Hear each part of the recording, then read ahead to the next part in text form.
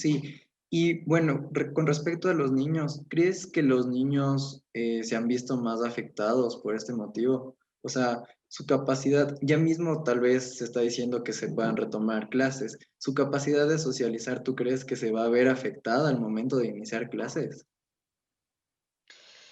No, no siento que se va a ver afectada la capacidad de socializar.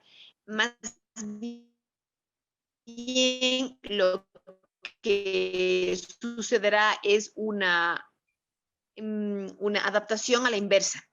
Entran desde las vacaciones, bueno, recordemos lo que pasaba antes de pandemia. Antes de pandemia suscitaba que los meses de julio y agosto que tenían los niños vacación,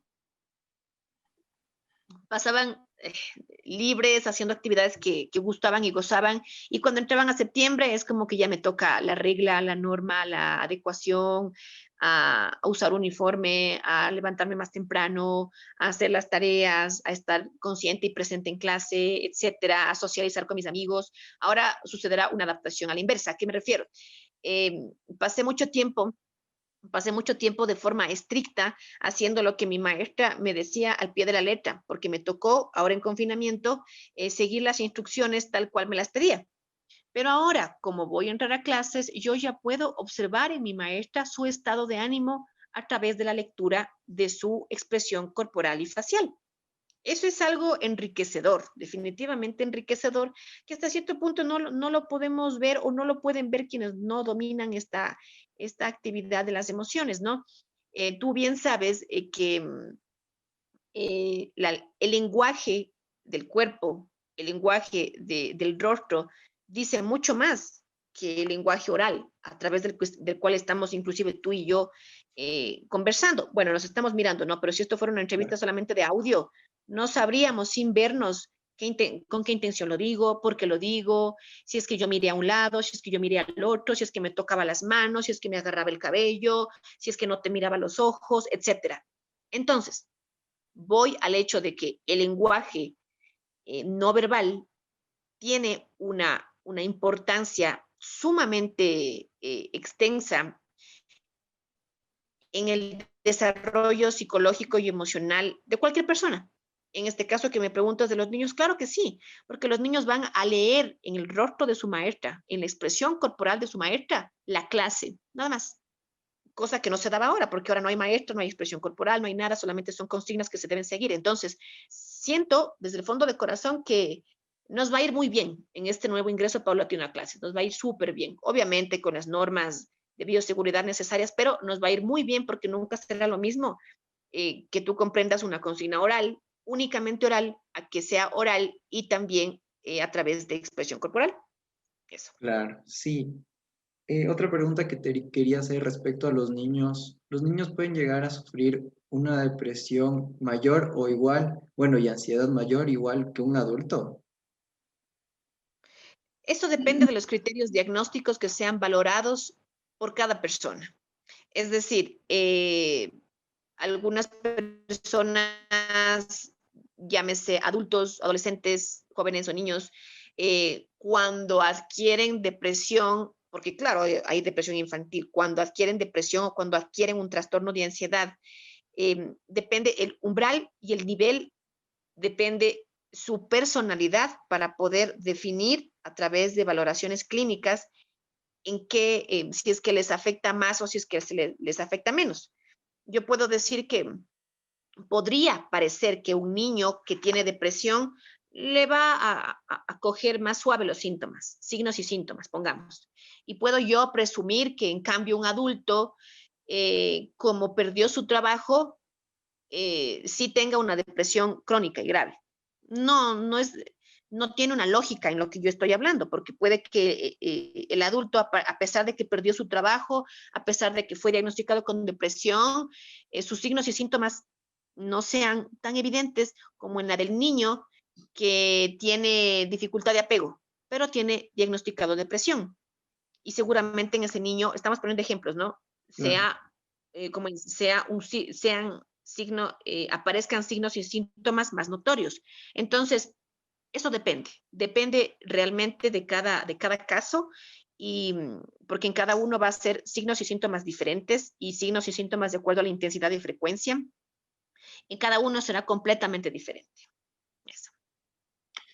Listo, y como última pregunta, ¿qué consejos o ejercicios darías a un padre de familia para que su niño, no sé, no se sienta solo, no se sienta aislado y pueda mejorar esto de la socialización? Porque como estamos en pandemia, o sea, el Claro. confinamiento y todo eso.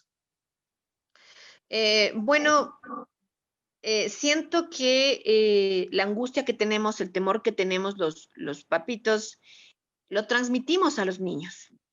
Si es que nosotros en la mesa de comedor, los adultos, comúnmente estamos em, preocupados, ansiosos, desesperados del qué pasará el momento en que nuestros hijos retornen a clases, o si es que nosotros comúnmente en espacios muy de hogar, como es el hecho de compartir, no sé, un momento, como decía, o en el comedor, o nos vamos todos al cuarto de los papás a compartir una película, en momentos muy íntimos de hogar, de familia, los padres somos, o los adultos somos quienes estamos conversando y transmitiendo el miedo y el temor de qué es lo que puede suceder cuando volvamos y ahora si mi hijo se contagia, no, yo definitivamente a mi hijo no le quiero integrar a clases, no, qué pasaría si hay compañeros, a pesar de que sean pocos los que acuden, compañeros que sí se contagiaron y yo no quiero que mi hijo se contagie. Lo que te quiero decir es que somos los padres quienes, sin darnos cuenta, conversamos y comentamos en espacios muy de familia o a veces a través de una llamada telefónica, lo decimos amigos y familiares, y son nuestros hijos quienes escuchan. Entonces, los adultos somos los que les contagiamos de miedo a nuestros hijos. No es que los niños de por sí se sintieron angustiados, de por sí se sintieron ansiosos, de por sí se sintieron con llanto fácil. No sucede tal. Son los niños quienes escuchan las conversaciones de los padres, esas conversaciones angustiosas de los padres. Y son los niños los que, voy a insistir en esto, leen, los que dan una lectura del lenguaje corporal y facial de los padres.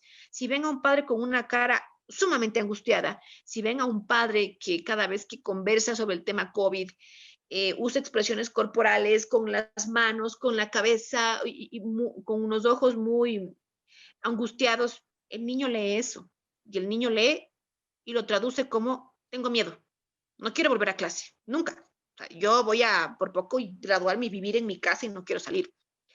Entonces, la recomendación para los padres sería eso, no mentir una realidad ante los hijos, pero ser muy cautos en lo que hablamos, en lo que decimos en casa, ser muy cauto con nuestras expresiones corporales y faciales. No estamos diciendo engañar a los niños, no, sino que nuestro estado de ánimo intente ser equilibrado para que nuestros hijos puedan percibir ese mismo equilibrio emocional y que no sientan miedo.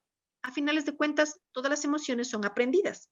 Entonces, los niños tienen miedo de retornar y de volver a clases cuando escuchan comentarios de los adultos. Es más, cuando los padres les ponen el noticiero en alto volumen o hay una sola televisión en el lobby, en la sala, y esas noticias hablan barbaridades, los niños también observan. Entonces, hay niños que ya no quieren ir porque se contagiaron de ese temor. Entonces, la recomendación única sería esa.